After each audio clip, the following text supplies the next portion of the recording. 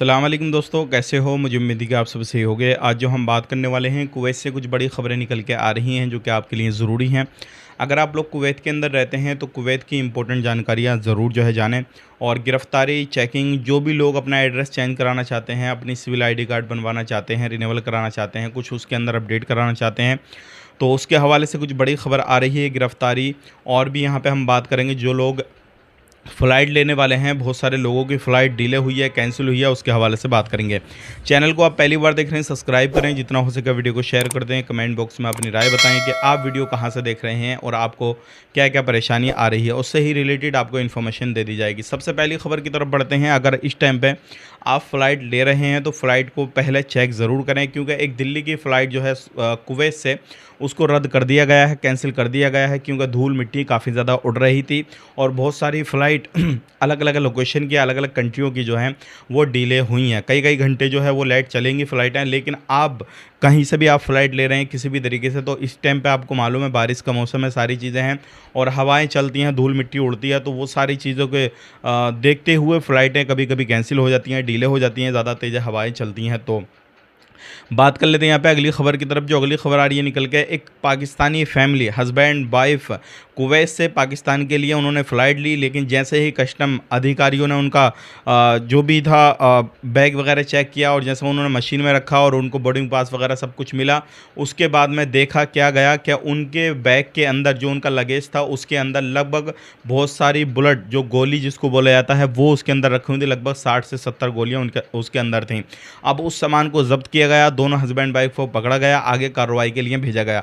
ध्यान रखिएगा, कभी भी कोई भी ऐसे आप सफ़र करने वाले हों तो इस तरीके का कोई भी सामान ना लेकर आएँ जो बिना परमिशन, बिना किसी भी इजाज़त के या फिर बिना लिखा पढ़ी के ऐसा कुछ सामान आप लेकर आते हैं अपने साथ में, तो फिर आपको परेशानी हो जाएगी। अब इन लोगों को पकड़ा गया, आगे आपको मालूम है कि किस तरीके के चार्जेस वगैरह इन पे लगेंगे, पूछताछ वगैरह होगी, कहाँ से लिए, कैसे इकट्ठे किया, क्या करेंगे इनका ले जाकर, वो सारी चीज़ें आपको मालूम है।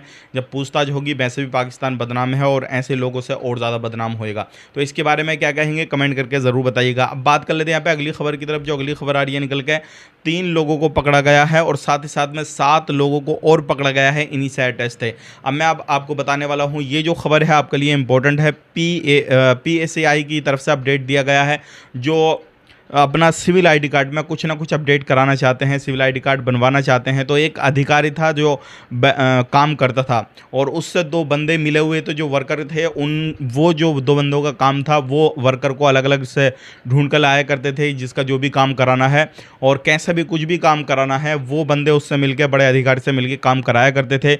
और इस तरीके से तकरीबन उन्होंने 5000 से ज़्यादा लोगों का काम किया है और उनसे वो रिश्वत लिया करते थे, किसी से कुछ, किसी से कुछ, इस तरीके से 100 केडी, 200 केडी, 150 केडी, 50 केडी, जिसका जैसा काम होता था उसके हिसाब से लिया करते थे।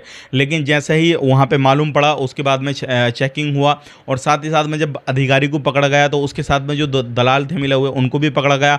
और उसी दिन, जिस दिन ये पकड़े गए, तो उसी दिन 7 बंदे आए हुए थे अपना काम कराने के लिए, सिविल आईडी कार्ड में कुछ अपडेट कराने के लिए, कुछ चीज़ें बदलवाने के लिए। तो उन 7 लोगों को भी पकड़ा गया। तो इस तरीके से टोटल कुल मिलाकर 10 लोग पकड़े गए।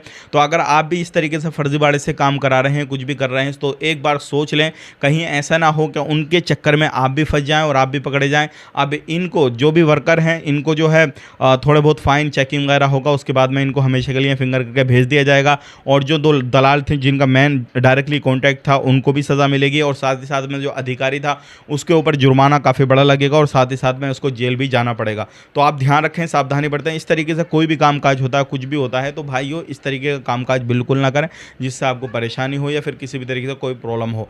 आप कुवैत में रहते हैं तो कुवैत में इस टाइम पे चेकिंग भी काफ़ी ज़्यादा चल रहा है, तो इस चीज़ का भी खास करके ध्यान दीजिएगा। इंपॉर्टेंट चीज़ें हैं ये, आप इनको जो है इग्नोर ना करें, क्योंकि अगर आप अपने सिविल आईडी कार्ड अपने साथ नहीं रखते हैं या फिर अपडेट नहीं कराते हैं, जो भी टाइम टू टाइम आपको अपडेट कराना चाहिए किसी भी चीज़ को लेकर, तो भी आप सावधान हो जाइए, क्योंकि आप पर फाइन लग सकता है। आज के लिए इतना ही। वीडियो देखने के लिए बहुत बहुत शुक्रिया। चैनल को सब्सक्राइब कर लें, कमेंट बॉक्स में अपनी राय बताएं कहाँ से वीडियो देख पा रहे हैं और कैसा वीडियो आपको लगा, कैसा नहीं लगा। आप अपना ख्याल, अपनी फैमिली और ख्याल रखें। Take care, bye bye.